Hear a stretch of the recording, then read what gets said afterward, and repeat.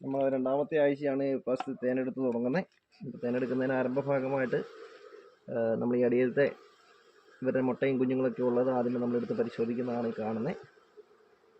കാരണം ഒരു 4 ദിവസം 5 ദിവസം കൂടുമ്പോൾ ശ്രദ്ധിച്ചില്ലെങ്കിൽ ഇതിൻ്റെ അകത്ത് റാണിയുടെ മുട്ടയിടുകയും ആ മുട്ട ഒരു പകുതി വിരിയാറായി കഴിഞ്ഞ് കഴിഞ്ഞാൽ പഴയ റാണിയും പകുതി മുക്കാൽ ഈച്ചകളും കൂടെ പറന്നു പോകും. അത് വരാതിരിക്കാനാണ് നമ്മളിങ്ങനെ ഇത് പരിശോധിക്കുന്നത്.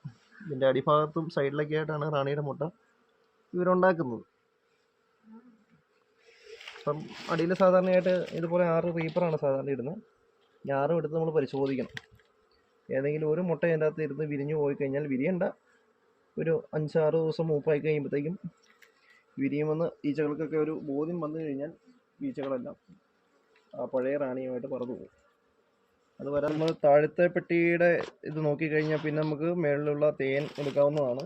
മുകളിലിപ്പോൾ നിലവിൽ 2 സെറ്റാണ് നമ്മൾ ചെയ്തിരിക്കുന്നത്. അതിലാദ്യമേ അടിയിലത്തെ ഭാഗമാണ് നമ്മൾ എടുക്കുന്നത്. നിറയെ ഈച്ചയുണ്ട്. ഈച്ചനെ നമ്മൾ ആദ്യമേ പുകയൊക്കെ കൊടുത്ത് മാറ്റുക. പുകയൊക്കെ കൊടുക്കുമ്പോഴത്തേക്ക് ഈച്ച പെട്ടെന്ന് അടിയിലേക്ക് പൊക്കോളും.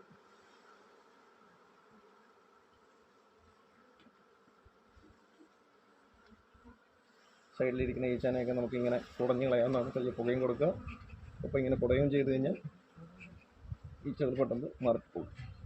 അപ്പോൾ നമ്മൾ ഇങ്ങനെ എടുത്ത ഈ റീപ്പറിൻ്റെ അന്ന് റാത്തേൽ എന്നൊക്കെയാണ് ഇതിന് വിളിക്കുന്നത്. ഇതിൻ്റെ ഈ അടച്ചിരിക്കുന്ന ഭാഗങ്ങളൊക്കെ നമ്മളിങ്ങനെ ചെത്തിക്കളയണം. എങ്കിൽ മാത്രമേ ഈ സെൻട്രിഫ്യൂജൽ മെഷീൻ്റെ അകത്ത് തേൻ ചാടുകയുള്ളൂ. ഇങ്ങനെ 2 സൈഡിലുള്ള അടച്ചു വെച്ചേക്കുന്നതൊക്കെ നമ്മൾ എന്ത് ചെയ്യുക, ആദ്യമേ എന്നിട്ട് ഈ മെഷീൻ്റെ അകത്ത് നമ്മളിങ്ങനെ സൈഡിലേക്ക് ചേർത്ത് വയ്ക്കും. ഒരു സമയത്ത് 2 എണ്ണമാണ് നമുക്കിങ്ങനെ വെക്കാനായിട്ട് പറ്റുന്നത്. അതിനായിട്ട് നമ്മൾ ഓർണോടെയും അതുപോലെ തന്നെ ചെത്തിയെടുക്കുകയാണ്. ഇത് ഈ ദിവസങ്ങൾ കൂടി കഴിയുമ്പോഴാണ് ഏച്ചി ഇങ്ങനെ അടയ്ക്കുന്നത്. അടച്ചു കഴിഞ്ഞാൽ ഒരു ഗുണവും കൂടെ ഉണ്ട്, നമുക്ക് ജലാംശം വളരെ കുറഞ്ഞ രീതിയിൽ തേൻ കിട്ടുകയും ചെയ്യും. അടയ്ക്കുന്നതിന് മുമ്പാണെങ്കിൽ നമുക്ക് ഈ ചെത്തുന്ന പരിപാടി ഒഴിവായി കിട്ടുകയും ചെയ്യും. 4-5 ദിവസങ്ങൾ കൂടുമ്പോൾ നമുക്ക് തേനെടുക്കാം. രാവിലെ നമ്മളിങ്ങനെ കറക്കി കഴിയുമ്പോൾ 2-3 കറക്കി ഇറക്കുമ്പോഴത്തേക്കും ആ ഒരു വശത്തെ തേൻ പുറത്തേക്ക് ചാടും. അതിനുശേഷം ഇത് നേരെ തിരിച്ചു വയ്ക്കുക.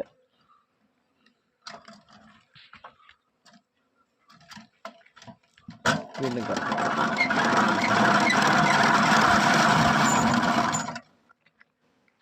ഇങ്ങനെ നമുക്ക് എടുക്കാം. ഇതിൻ്റെ അകത്ത് തേൻ മൊത്തം ചാടിയിട്ടുണ്ട്. ഇങ്ങനെ വെച്ച് കൊടുത്താൽ എന്താ ഗുണമെന്ന് ചോദിച്ചാൽ വീണ്ടും 5 ദിവസം കൂടുമ്പോൾ നമുക്ക് തേൻ എടുക്കാനുള്ള ഒരു ഓപ്ഷൻ ഉണ്ട്. അതുകൊണ്ടാണ് നമ്മളിങ്ങനെ ഈ റാത്തേൽ കളയാതെ ഈ മെഷീൻ്റെ അകത്ത് എടുക്കാനിടയായത്.